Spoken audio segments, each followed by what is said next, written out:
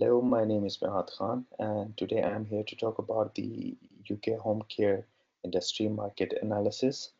So I'll start with the literature review of the papers that we will be taught to talk about.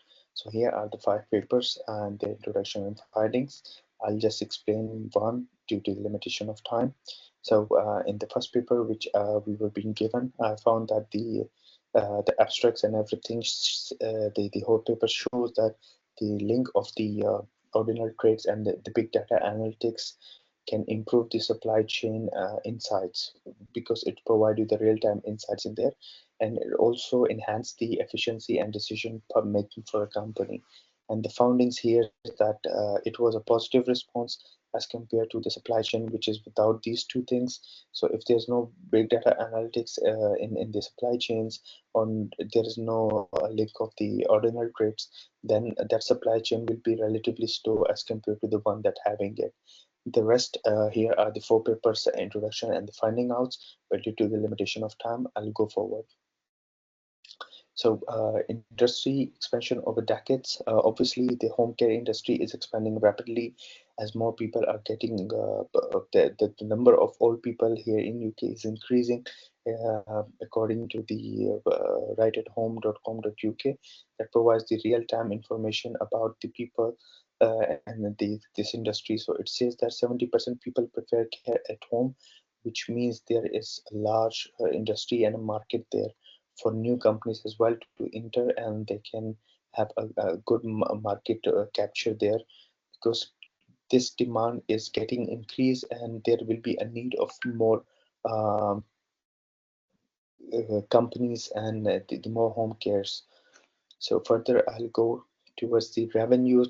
This was from the IBIS World, which shows that the revenues in the home care industry is getting increased after 2012, and it gradually decreased in 2018, 19, and 20. That was when the COVID hits.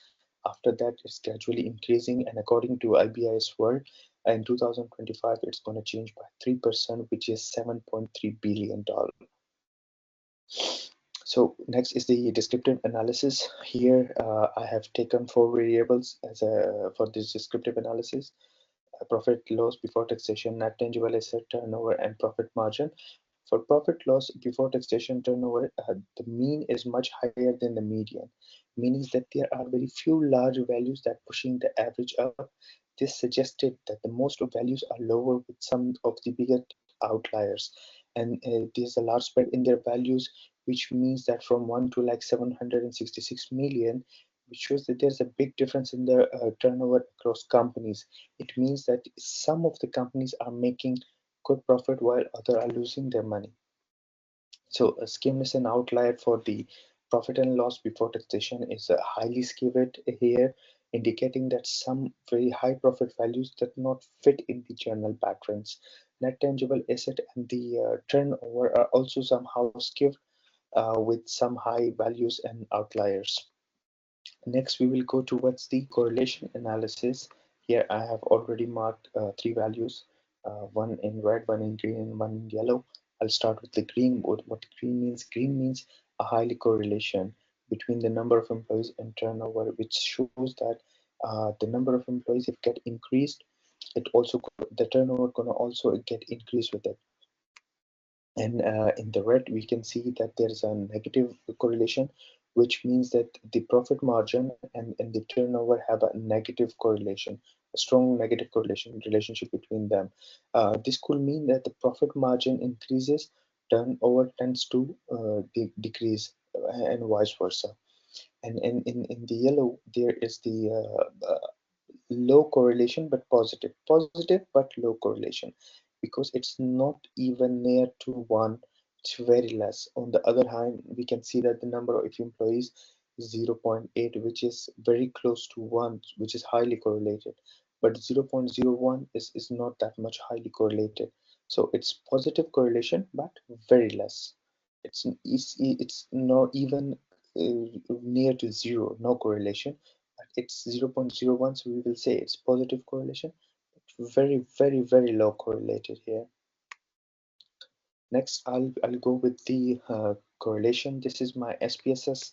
Um, results from the data which I use, and it shows that the most high correlated pair table are here is the net tangible asset and the shareholder funds with the correlation of 0.909, and obviously 2 star with that, which shows that the SPSS shows that with the 2 stars, it's the most highly correlated value because it has 2 stars, and the sig value is for that is also very much okay.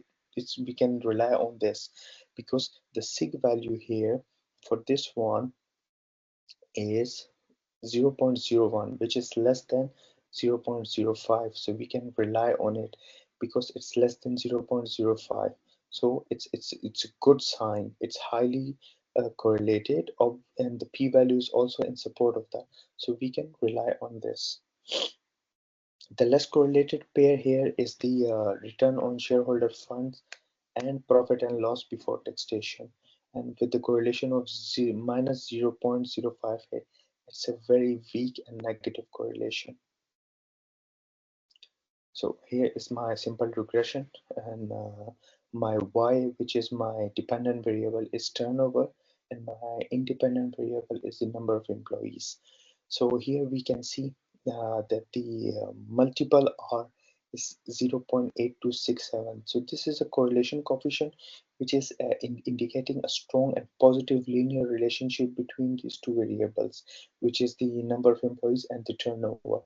And the R square is 0.68, which is not very much good, but it's near to 1, so we can say that it's enough but not very good.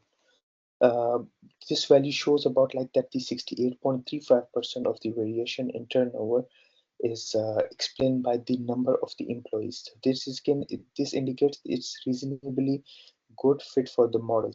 And next, we will go towards the scatter plot for the multiple regression.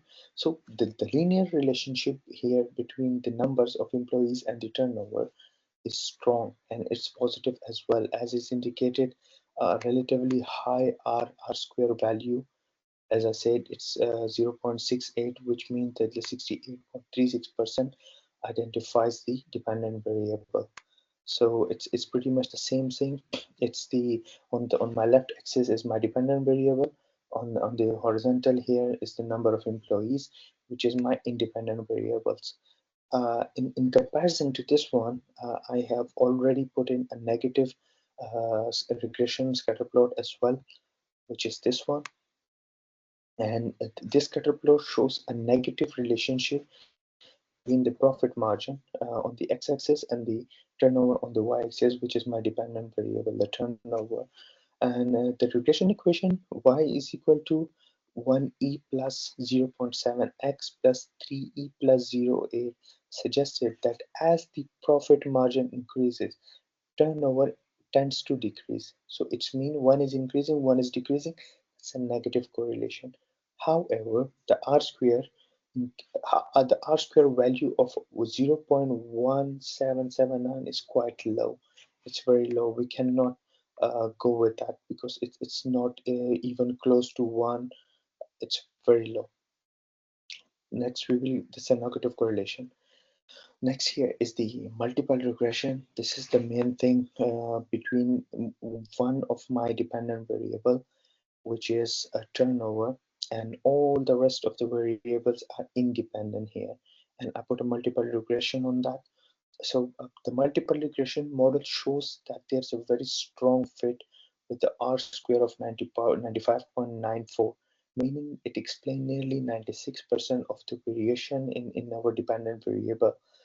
And looking at the specific predictors like the profit and loss before taxation, it stands out a significantly positive factor with the p-value of 0.036, and as I put it here in a green to stand out in between all the other values. So it's mean that it's strongly associated with the high turnover. The coefficient give us an idea of scale.